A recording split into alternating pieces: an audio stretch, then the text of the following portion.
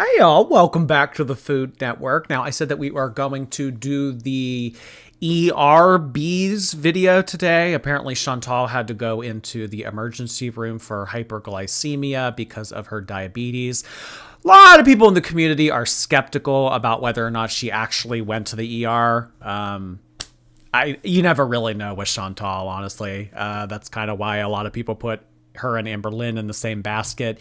You never really know what's real and what isn't. That's kind of why a lot of conspiracy theories and thoughts surround hers and Amber Lynn's channel, because we never know if we're being told the truth or lied to. So let's go ahead and listen to what she has to say. Already off the bat here, as I look through this video, it doesn't look like there is any footage of her in the emergency room itself. So it's not really looking too great for her case. It's like, well, if you went to the emergency room, why isn't there some footage in the emergency room? So it's just her in a car talking about how she went to the emergency room. Okay, all right, let's hear her out. Let's go past the intro. Ho, ho, ho, get a cameo. It's the perfect Christmas gift. Okay.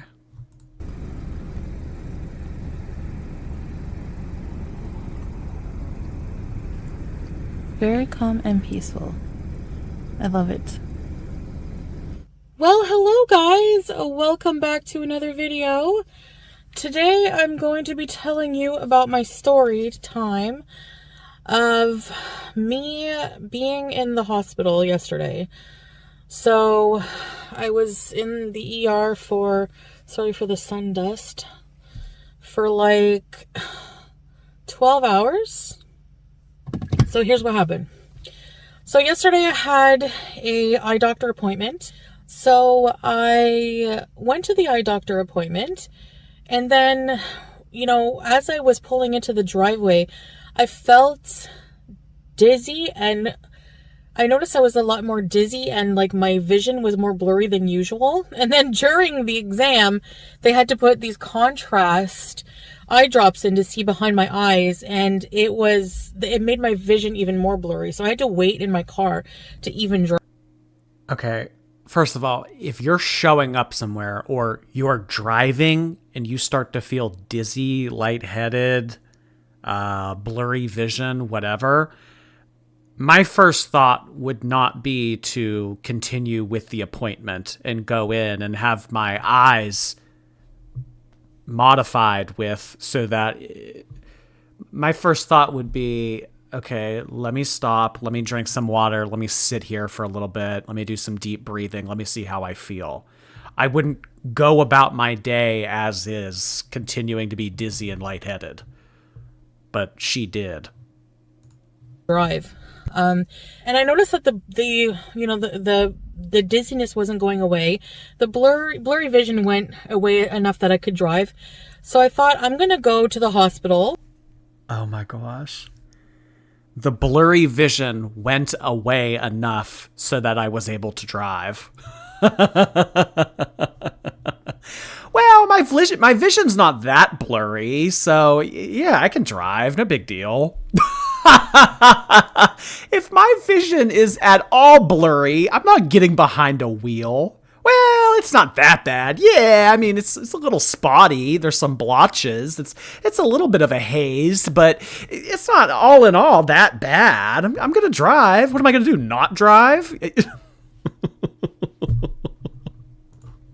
And I'm going to get checked out because, you hear horror stories about diabetes, ketoacidosis, hyperglycemia, going into diabetic coma. So I decided to go to the emergency because the walk-in clinics were pretty full for the day, and I don't have a family doctor. There's a wait list, okay? So in Ontario. So I went to the ER, and they have all my file there already, so that's good. It didn't look too busy when I got there. Honestly, I thought it was going to be kind of in and out kind of thing. They would prescribe insulin or something. That's what I thought, and I would get to go. So no, Okay, Chantal, you have told us in the past that the healthcare situation in Canada is pretty abysmal at the moment. That it takes, 20 hours to be seen at the ER. That's the average wait time. And to get an appointment with a doctor, it's years.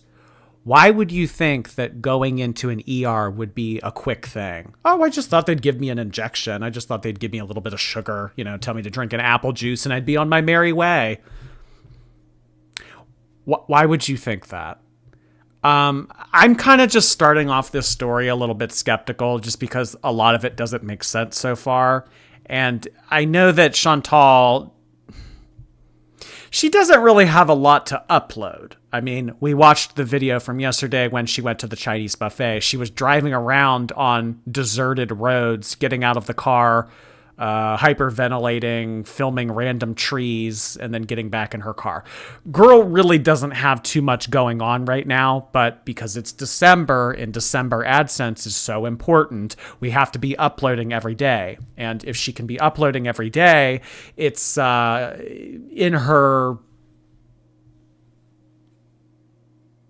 best interest to be uploading something that's shocking. So if she puts up a thumbnail, I spent 12 hours in observation. Oh, my health is really going downhill. I mean, this would probably get a lot of more clicks than versus, if she were to upload a video titled Driving Around My Hometown. So this just kind of sounds weird already, just based off of the details you've already provided. I told them my symptoms. She pricked my finger, took my blood sugar. It was 23. I'll try to put the conversion here somewhere in mgdl, but that's mmol. And it's, that's very high. So they were surprised how high it was. So, then, she said, okay, she took all my information. She said, now we're going to have you register. So I went to register. Now, I don't know what that number means, what she just put on the screen, like 414. I don't know what that means in terms for people that are diabetic, but from what I've been seeing recently with Chantal is she likes to come on here and put up crazy high numbers to get people all riled up and to get people's jaws to drop to the floor. I don't know if these are necessarily her numbers or if she's making them a bit higher than normal to get a rise out of people. I think that she's just here for the visa. She's here to do a bunch of silly stuff to rile people up, and then she's going to go back to Kuwait the first chance she gets in January. I don't know if I believe these numbers, because if all of the shockingly high numbers were accurate, as she says that they are, I feel like she wouldn't be going about life the way that she is, or she wouldn't be able to be. She'd be laying down somewhere, or she would be in the emergency room. She wouldn't be out driving around filming kind of seemingly normal. They give you that arm bracelet thing. So then ECG, I think it's ECG tech came and said, we're going to do an ECG. So they take me to this little room, like ECG. I guess they're just trying to rule everything out. They hooked me up, did the ECG. Then I had to wait in the waiting room, and I was waiting for a long time, and I was just like, I saw groups of people that I know registered after me go before me, okay? Now, a little cute French...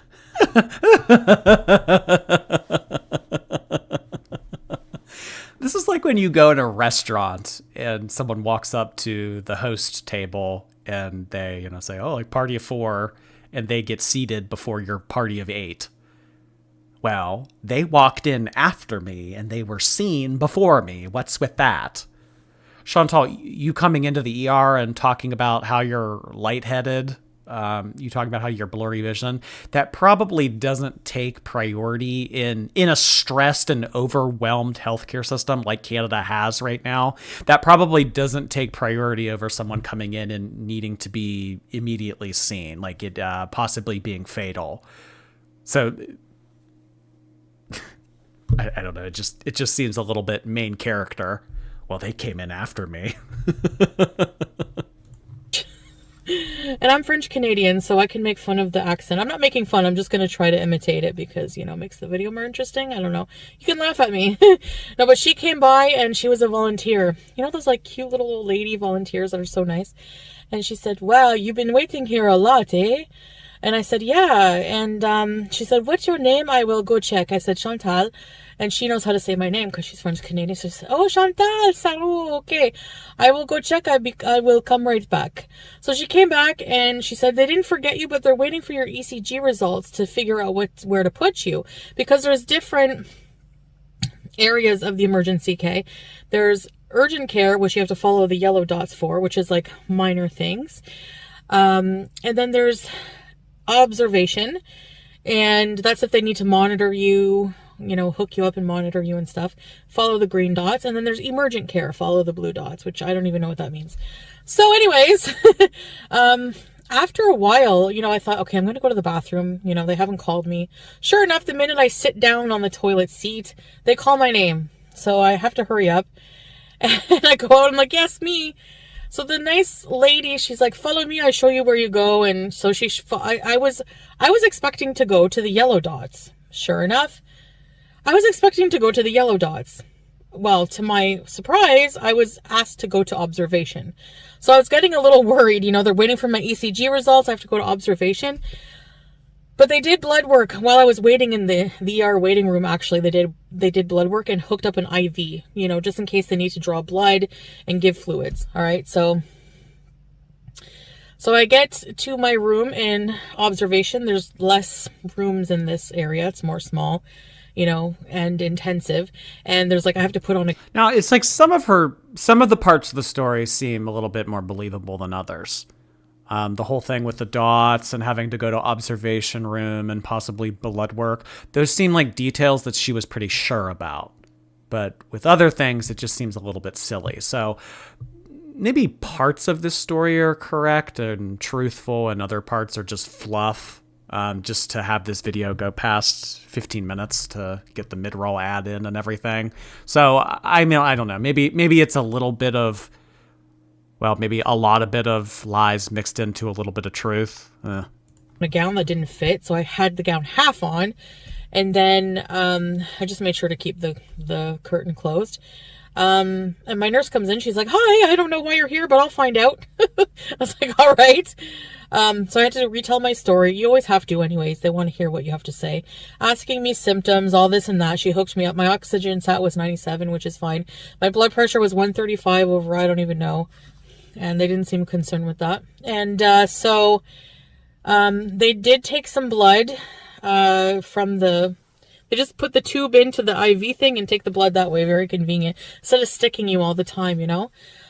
So my blood sugar started at 23 when I went in there. So I presented with, the doctor came in. It was... See, like that, for example, that minor detail about putting in a tube into the IV so that they don't have to stick you again. That seems real. That seems like it happened. Resident doctor, she said, you have hyperglycemia, and she said if you didn't come when you did, I suspect that it would have developed into like ketoacidosis because of the symptoms you had. Now my blood test came back that my blood wasn't acidic, but she thought that it could develop potentially into that. And so I said, oh, well, that's nice. You know, that's not scary at all. Basically, I'm learning that diabetes... Okay, so her blood at all was not acidic, but the doctor or nurse told her that it was likely to develop into ketoacidosis. Well, she already alluded to ketoacidosis very early during the beginning of this video. Well, you know, it could turn into something worse. It could turn into ketoacidosis. So here she is now saying another detail. Well, the nurse or the doctor said that it might turn into ketoacidosis. So it's like, is she just like using that premonition over again to be recycled later on? It's like, oh, well, you know, this is what the nurse said later on. It's just like an art. It really is an art trying to discern between what she says, between what happened and what likely is just fluff. Is really no joke. So I do feel like an ass just laughing and having a good time eating plates of Chinese food the other day. Yeah, I do. Anyway, pardon my language. She said we're going to give you insulin and try to get your blood sugar down. We want it down below 15. So I said, all right. She said, have you been taking your, you know, metformin? I'm on something that's a different name than metformin. I said, no, because it makes me very ill and I haven't been taking it regularly. So that's a no-no also. So she gave me my first dose of insulin and then took a blood test about 20 minutes later. My blood sugar went down to 16.5. And then they did some blood work. I forget the name of the test. I'll have to put it here somewhere. Osmo something. That, you know, because when you're diabetic, you urinate more frequent. But if you're not drinking, if you're dehydrated and not having enough fluid or something, it leaves like sediment in your blood. I don't know. So I was highly dehydrated from these blood tests. So they gave me some fluid and oh man, it wasn't on a pump. It was like a drip. So it was so slow. And I had to keep my arm a certain way or it would drip even slower. Anyway, I hate when they flush your line. You can taste the saline in your body. Ugh. Oh well. Anyway, the staff was very nice. So I was, you know, there for many hours at that point. And then they tested, you know, my blood sugar. It was like 13 something. They gave me another dose of insulin. And then finally, by the end of everything, by the time I got home, I left with an insulin, with a blood sugar reading of 11. It was a lot better than 23, but still high. I was starving. Like, I felt really dizzy and nauseous though, but I was still hungry. Like, I was starting to feel a bit better, but I was so tired and hungry. It was like 12 hours since I've eaten. Well, you always are, Chantal. I mean, that's kind of a redundant comment to make. So they cut her sugar in half. If 11 is high and she came in at 23, I mean, again, like, I don't know if these numbers are correct, but that seems like pretty significant to cut your sugar in half like that. So the lady said, we want to give you something to eat to see how you tolerate it. So she brings this sandwich that was like, the hospital food is horrendous. I'm sorry. And you know what doesn't make sense to me? I mean, I know it's not a 5-star hotel, but like they gave me a turkey sandwich on brown, but it was like stale brown bread with like one slice of turkey and butter on it. It was like gross. She's complaining about the hospital food. I mean, no, Chantal, it's not going to be like your big plate of fried rice at the Chinese buffet. Oh my gosh. But I ate some of it because that was the best sandwich when you're starving, okay? They gave me water, so I ate that in the water. But then they gave me apple juice, like full sugar apple juice, and a full sugar, not diet, low fat, gluten-free. It was a whole sugar loaded muffin, apple cinnamon muffin. And I'm thinking, I'm in the hospital in observation for hyperglycemia and you're giving me sugar, because if I would have eaten that and drank the apple juice with it, they would be giving me more insulin, I'm sure. I don't think that happened. They gave her juice and a muffin. Well, I mean, the first thought it would be was like, just because they give it to you, that doesn't mean you need to eat and drink it. And second of all, I mean, they're observing you. It's an observation unit. So they probably are maybe thinking along the lines of, well, let's give her something that possibly might aggravate her. And if she doesn't bounce back or she doesn't go in the direction that we want her to, then we'll administer some more tests or whatnot. So there's probably a reasoning. If this did happen, there's probably a reasoning why the doctor would have suggested that. But apparently Chantal knows best, though. I mean, clearly Chantal knows best. That was mean. That was mean. It was just so weird. I was telling Salon, like, I'm here for hyperglycemia and they're giving me sugar. Anyway, so I didn't eat that. I said, I'm sorry. She's like, hey, you don't have to. She's like, I didn't cook it, so I'm not going to be insulted. About the. I said, no, it's just that, I'm just afraid to have something with sugar. And she's like, oh, okay, I'll take it away. So that was that. They just told me to stay. They didn't prescribe me insulin. They told me to just stay on my metformin type of drug that I have from Kuwait, and to follow up with a family doctor, which I don't have, so that won't be happening. So I thought that's where my night ends. You know, she said, she comes in, she says, do you want to go home? Because I think they were going to keep me. And I said, I really want to go home. I'm so tired. I don't have my CPAP. You know, I'm just sweaty from just laying in the little cot. My bottom hurts so bad, my lower back. Oh, I want to go home. So, so she let me go home. Yeah, she let me go home, and I thought my night was over.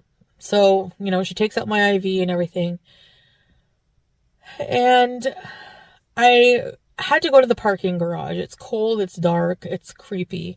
I'm on the top floor, the 5th floor of the parking garage. That's where my car's parked, because there was nowhere to park. When I came in, the parking lot was almost full. So, okay, I mean, what does that matter? You're going to take an elevator regardless. I had to take an elevator. Parking garage elevators are one of the types of elevators I'm the most scared of. You guys know I have issues with elevators, claustrophobia. I got stuck in them before, so I have some trauma there. So I just started trusting elevators again. Since where I live in Kuwait, we take an elevator, right? So... well, yeah, because you kind of have to, because the alternative would probably be more detrimental than if you were to get stuck in an elevator. But I'm always with Salah. Anyway, so I go by myself. My phone is dead at this point because I didn't think I would be in the hospital for 12 hours, so I didn't plan right. All right, so the elevator comes, I press the button, and I can hear it like boom, boom, boom, going through the levels to come in and get me. I get in, 5th floor, the doors close, everything's fine until I get to the 5th floor. I feel like a little drop, and I'm thinking, okay, it's just leveling out. The elevator has to level. Because as somebody who's afraid of elevators, I've watched many videos on how they work to help me like desensitize, to help me understand that, you know, I'm going to be okay. The doors don't open, and I'm thinking, okay, it's just going to take a while to level. Some elevators do that. Nope, doesn't open. I'm stuck in the elevator, okay? I got stuck in the parking lot elevator, and I'm like, I don't have my phone. What am I going to do? It's freezing. It's not. Okay, I don't think that this happened. I don't, because I mean, Chantal, the odds of an elevator stalling out or stopping or whatever, it's not as frequent as people think it is. That statistic is way lower than people I mean, like the fear of elevators, it's mostly irrational. But if Chantal is like the equivalent of like 3 people, that's like 3 people getting in the elevator. That's not stressing the elevator out. I mean, if it was 3 Chantals, maybe, but if it's just her, that doesn't really put her at any greater risk if, you know, like weight-wise. I mean, like an elevator can hold 500 pounds. Well, it's not 500 pounds, but, you know, you wouldn't have difficulty doing that. So she gets to the 5th floor and it just freezes. She just stalls out. I don't think this happened. A heated elevator because it's in a parking garage. I'm like, oh my gosh. I'm in this cold steel metal box trapped.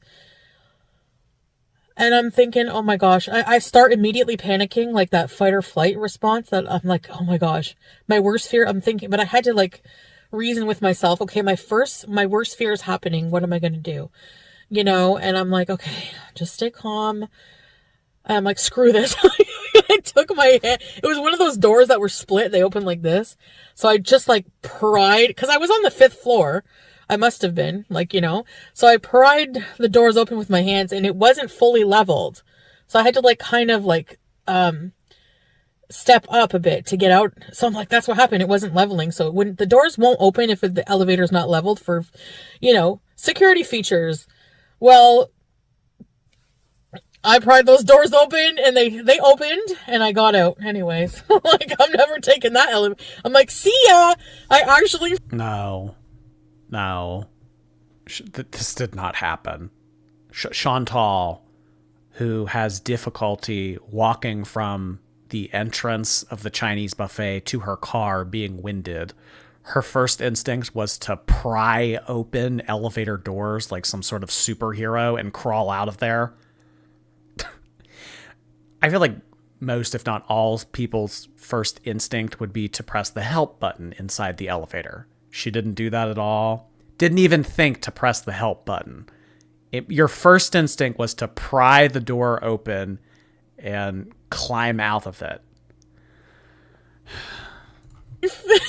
Verbally looked at the elevator and flipped it off. I'm not kidding. That was very cross of me, but whew, now I can't ever go back. It will remember that and trap me again. See how my dumb mind works. Anyway, so that's my story. That was very scary, and I never want to go through that again. I don't want to pass away from this. Diabetes is just really not something to mess with, and I think I've fully grasped that, having gone through what I've gone through. Every time I think there's a new low and I get a health problem, I think, okay, this is it. But I think this is definitely it, and I can't in good conscience continue to eat crappy food. No, this is not the wake-up call.